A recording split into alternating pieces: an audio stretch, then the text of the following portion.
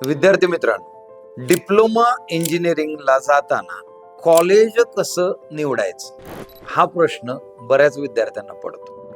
तर पालक आणि तुम्ही असं दोघाही जणांसाठी माझा हा सल्ला राहील की साधारण तुम्ही कुठे राहता त्या भागामधलंच कॉलेज निवडलं तर त्याचा फायदा काय होतो की पहिली गोष्ट म्हणजे तुमचे बाहेर राहण्याचा खर्च, पुन्हा मेस, या सगळ्यांचे खर्च हे वाचतात. होमसिक तुम्ही होणार नाही. सगळ्यात महत्वाचे म्हणजे MSBT जे आहे, Maharashtra state board of technical education, याच्या अंडरच ही सगळी महाराष्ट्रातली कॉलेजेस असल्यामुळे सगळीकडे सिलेबस सेमच असतो.